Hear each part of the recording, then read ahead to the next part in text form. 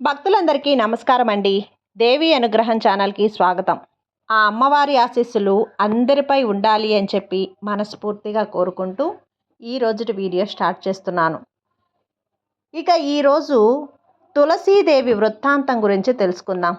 చైత్రమాసపు శుక్రవారం, పైగా శ్రీ మహాలక్ష్మికి ఎంతో ఇష్టమైనటువంటి ఈ రోజున తులసీదేవి యొక్క మహిమను, అలాగే ఆమె యొక్క వృత్తాంతాన్ని గురించి పూర్తిగా తెలుసుకుందాం. ఈ కథను ఎవరైతే భక్తి శ్రద్ధలతో వింటారో వారికి ఆ అమ్మవారి అనుగ్రహం పరిపూర్ణంగా లభిస్తుంది. పూర్వకాలంలో ధర్మధ్వజుడు, మాధవి అనే దంపతులకు ఒక శుభముహూర్తాన తులసి అనే పుత్రిక జన్మించింది. ఆమె ఎంతో దివ్య తేజస్సుతో వెలిగిపోతూ దినదిన ప్రవర్ధమానంగా పెరగసాగింది. తల్లిదండ్రులు ఆమెను ఎంతో గారాబంగా పెంచి పెద్ద చేశారు. ఆమె తన ఆటపాటలతో వారిని ఎంతో మురిపించేది. కొంతకాలానికి ఆమెకు యుక్త వయసు వచ్చింది. అతిలోక సౌందర్యవతిగా రూపొందిన ఆమెకు తగిన వరుని కోసం ఆ తల్లిదండ్రులు ప్రయత్నించసాగారు. తల్లిదండ్రుల ప్రయత్నం తెలుసుకున్న తులసి తాను సాక్షాత్తు ఆ శ్రీమన్నారాయణ్ణి తప్ప వేరొకరిని వివాహం చేసుకోను అని తెలిపింది. ఆమె యొక్క దృఢ సంకల్పానికి ఆ దంపతులిద్దరూ కూడా ఆశ్చర్యపోయారు. సాక్షాత్తు ఆ శ్రీ మహావిష్ణువునే వివాహమాడటం అంత తేలిక కాదని ఆమెకు నచ్చజెప్ప చూశారు. కానీ ఆమె ఏమాత్రం కూడా చలించలేదు. తాను తప్పక ఆ స్వామినే పరిణయమాడతానని చెప్పి అడవికి వెళ్ళి ఘోర తపస్సు చేయసాగింది.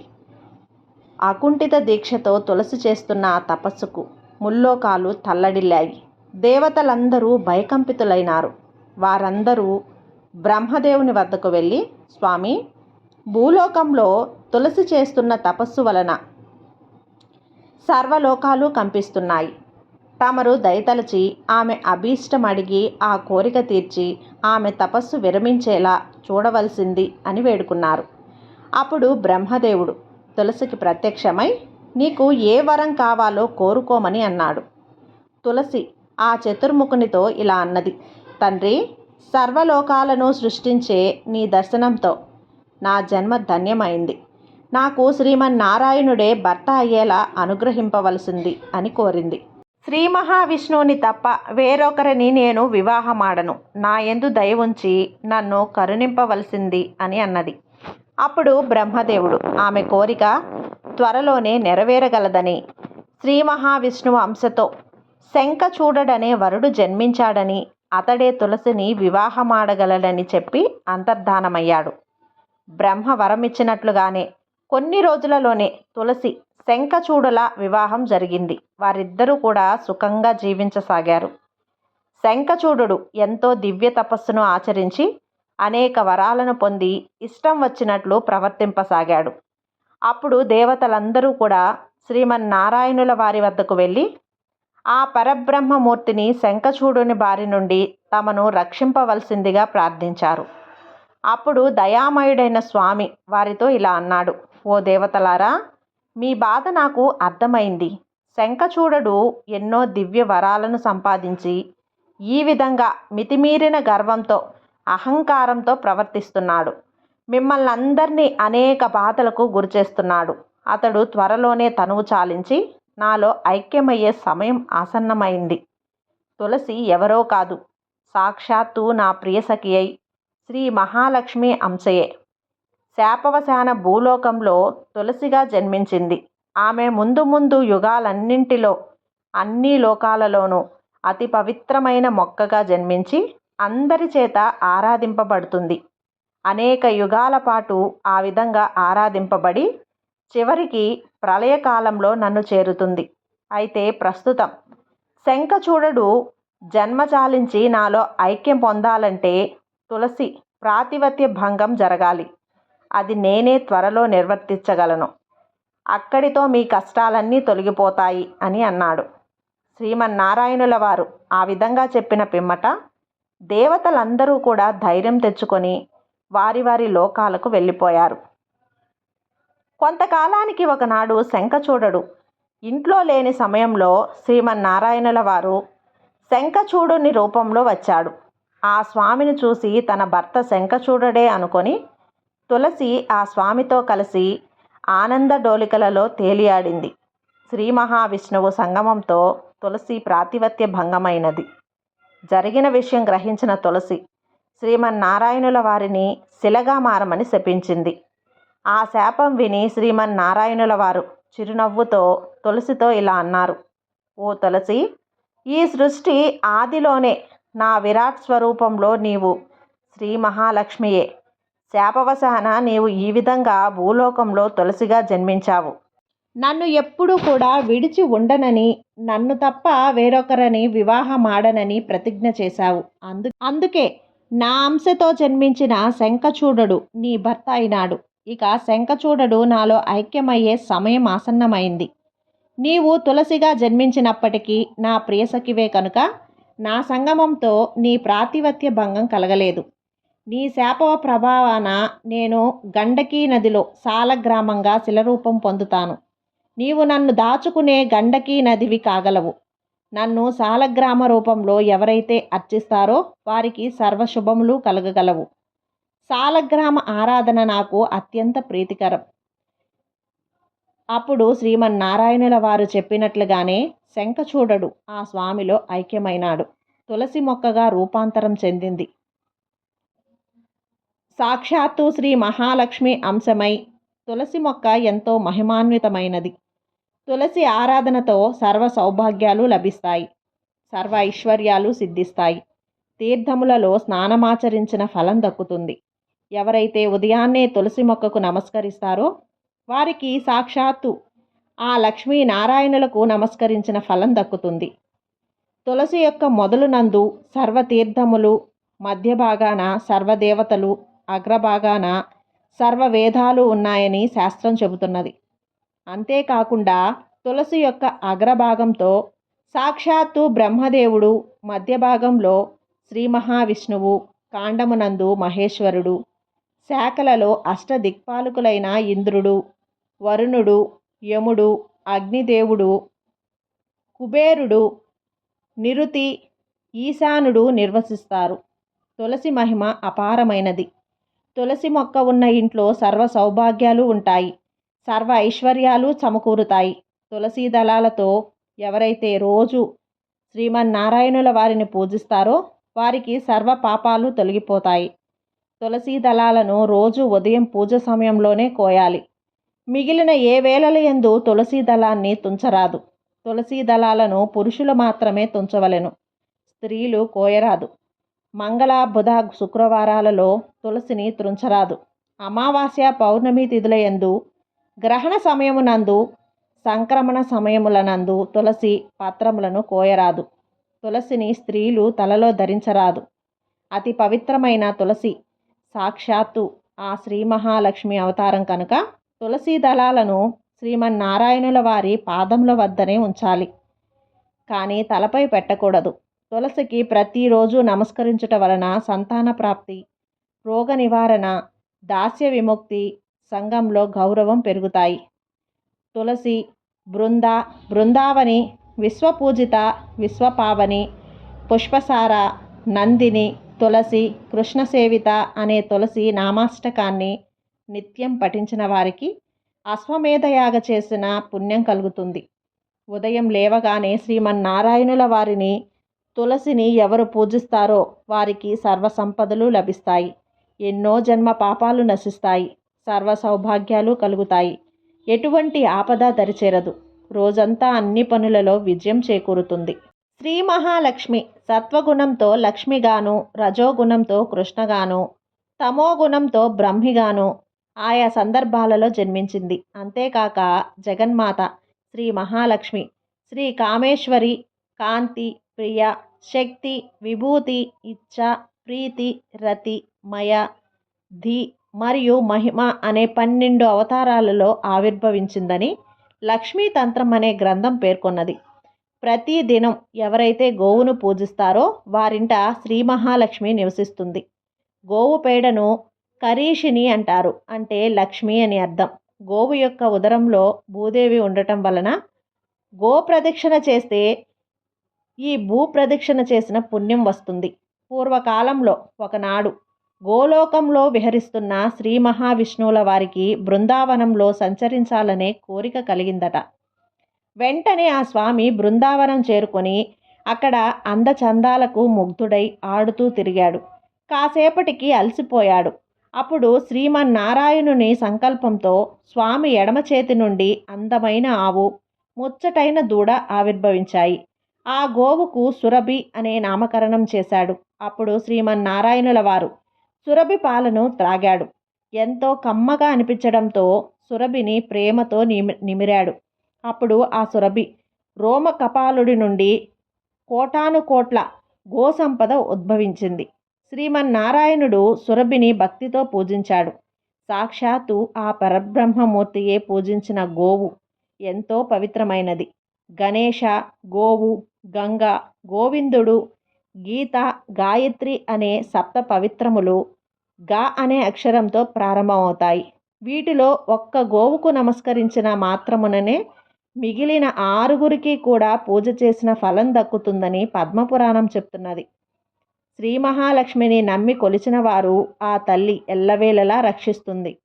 జీవితంలో దేనికి లోటు లేకుండా సుఖప్రదంగా జరుగుతుంది. ఏ అవసరం కలిగిన సమయానికి సొమ్ము చేతికి వచ్చేలా ఆ తల్లి అనుగ్రహిస్తుంది.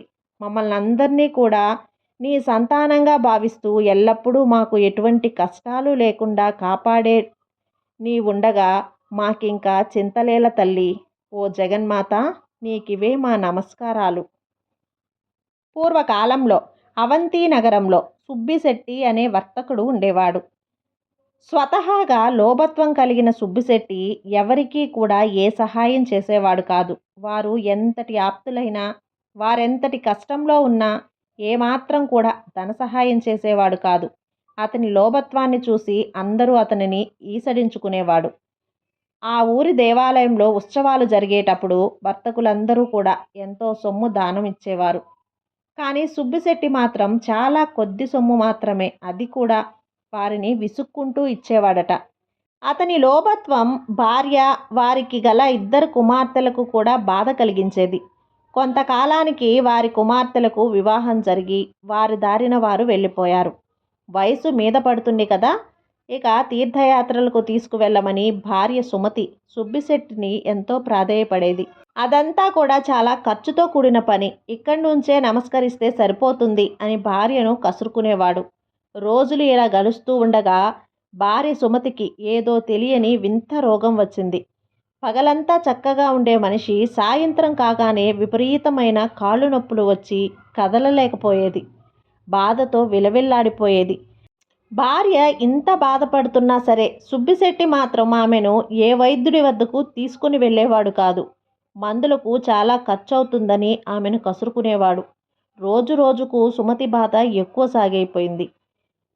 ఇది వరకు సాయంత్రానికి వచ్చే కాళ్ళు నొప్పులు ఇప్పుడు మధ్యాహ్న సమయానికే రాసాగాయి. అంతేకాక చేతులు కూడా విపరీతంగా నొప్పి చేయసాగాయి. ఏ వస్తువు ఇటు తీసి అటు పెట్టే ఓపిక లేకుండా పోయింది. భార్య ఇంత బాధపడుతున్నా కూడా సుబ్బిశెట్టి తనకి ఏమీ పట్టనట్టుగా ఉండేవాడు. వైద్యుని వద్దకు తీసుకెళ్లేవాడు కాదు. తల్లికి ఈ విధంగా ఉందని కనీసం కుమార్తెలకు కూడా కబురు పెట్టలేదు. చెబితే వారందరూ కుటుంబాలతో సహా వచ్చి ఇంట్లో తిష్ట వేస్తారని, దానివలన ఎంతో సొమ్ము ఖర్చవుతుందని భార్య సుమతిని ఈసడించుకునేవాడు. ఏ మందులు వాడకపోవటం చేత సుమతి ఆరోగ్యం నానాటికి క్షీణించింది. మంచం మీద నుంచి కదల్లేని ఓపిక కూడా నశించింది. చూపు మందగించింది. ఆ విధంగా ఎన్నో బాధలు పడి చివరికి ఒకనాడు మరణించింది. ఈ కబురు ఊరి వాళ్ళ ద్వారా తెలుసుకున్న కుమార్తెలు త్వరగా వచ్చేశారు. తండ్రి పిసినారితనం వలన తల్లికి సరిగ్గా వైద్యం కూడా చేయించలేదని అది తెలుసుకొని ఎంతో బాధపడ్డారు. తండ్రిని ఎంతో ఈసడించుకున్నారు. భార్య చనిపోవటంతో సుబ్బిశెట్టిలో కొంత మార్పు వచ్చింది. చేసిన పాపాల వలన వ్యాపారం బాగా దెబ్బతింది. కానీ లోభత్వం మాత్రం ఏమాత్రం తగ్గలేదు. కొన్ని నెలలు వ్యాపారం సరిగ్గా లేక చాలా నష్టం వచ్చి చివరకు ఉన్నటువంటి ఇల్లు కూడా అమ్మవలసి వచ్చింది. ఊరి వారెవరూ కూడా ఎటువంటి సహాయం చేయటానికి ముందుకు రాలేదు. చివరికి తినడానికి కూడా లేక పూట గడవక చాలా కష్టాలు పడ్డాడు. ఎంతో దర్జాగా బ్రతికినటువంటి ఆ ఊరిలో ఇక ఉండలేనని తలచి ఒకనాడు అర్ధరాత్రి ఊడు విడిచి వెళ్ళిపోయాడు. ఒంట్లో ఏమాత్రం ఓపిక లేదు. అయినా అలాగే చేతికర్ర సహాయంతో అడవిదారి పట్టి వెళ్ళాడు. ఉదయానికి మరో ఊరు చేరాడు. అక్కడ 2 రోజులుండి ఆ ఊరివారు కూడా తనను గుర్తించడం చేత అవమాన భారం భరించలేక అక్కడి నుండి కూడా ఒకనాడు అర్ధరాత్రి ఊరు విడిచి బయలుదేరిపోయాడు. కొంత దూరం వెళ్ళగానే అడవి వచ్చింది. అంతా చీకటిగా ఉంది. సరిగ్గా తిండి కూడా లేకపోవటం చేత నడక కూడా సరిగ్గా రావటం లేదు. ఇంతలో ఒక్కసారిగా ఎదురుగా ఎలుకబంటి కనిపించింది. సుబ్బిశెట్టిపై ప్రాణాలు పైనే పోయాయి. ఎలుకబంటి భీకరంగా అరుస్తూ సుబ్బిశెట్టిపై దూకబోయింది. ఒక్కసారిగా జరిగిన ఈ పరిణామానికి సుబ్బిశెట్టి ఒళ్ళు జలధరించింది. ప్రాణాలు అరచేత పట్టుకొని పరుగు లగించుకున్నాడు. కాళ్ళకి ముళ్ళు గుచ్చుకున్నట్లుగా లెక్క చేయకుండానే ఒంట్లో లేని ఓపిక తెచ్చుకొని పరిగెత్తాడు. ఎలుకబంటి కూడా భీకరంగా అరుస్తూ అతని వెంట వెళ్ళసాగింది. ఇలా కొంత దూరం వెళ్ళిన తర్వాత సుబ్బిశెట్టికి ఒక పాడుపడిన భవనం కనిపించింది. ఒక్కసారిగా లోపలికి పరిగెత్తి ఏమాత్రం శబ్దం చేయకుండా దాక్కున్నాడు. లోపల చీకటిగా చాలా భయంకరంగా ఉంది. అయినా కిక్కురు మనకుండా దాక్కున్నాడు. ఎలుకబంటి కాసేపు చుట్టుపక్కల తిరిగి తన దారిన తాను వెళ్ళిపోయింది. ఆ చీకట్లో సుబ్బిశెట్టి దాక్కున్నది ఒక పురాతన ఆలయం. ఇంతకు మునుపు ఎలుకబంటి భయం చేత ఇక వేరే భయం తోచలేదు. కానీ ఇప్పుడు ఈ కటిక చీకటిలో కూర్చోవాలంటే సుబ్బిశెట్టికి విపరీతమైన భయం వేసింది. నెమ్మదిగా అటు ఇటు తడుముతూ 2 చెకుముకి రాళ్ళు సంపాదించి వాటితో కొంత వెలుగు రాగానే ఎదురుగా చూసిన దృశ్యానికి అతడు ఆశ్చర్యం వేసింది. ఆ వెలుగులో శ్రీ మహాలక్ష్మి విగ్రహం కనిపించింది. తాను ఉన్నది మహాలక్ష్మి ఆలయమని అర్థమైంది. పాడుబడి ఎవరూ పట్టించుకోక శిథిలావస్థలో ఉన్నదని గమనించాడు. ఎంతో బూజు పట్టి ఉంది. చీకటిగా ఉండటం చేత అమ్మవారి విగ్రహాన్ని చూసి భయపడ్డాడు. నిత్య ధూప దీప నైవేద్యాలు లేకపోవటం వలన విగ్రహం చూపురలను భయపెట్టేలా ఉన్నది. ఈ విధంగానైనా సరే ఇక్కడ దీపం వెలిగించుకోకపోతే తాను ఉండలేనని అనిపించింది. అలాగని బయటకు వెళ్దామంటే ఎలుకబంటి భయం. అటు ఇటు చూసిన సుబ్బిశెట్టికి అదృష్టం కొద్దీ ఒక పాత నూనె సీసా కనపడింది. దానిని తీసి పక్కనే ఉన్న ఒక పాత గుడ్డతో దీపం వలె వెలిగించాడు. హమ్మయ్య అనుకున్నాడు.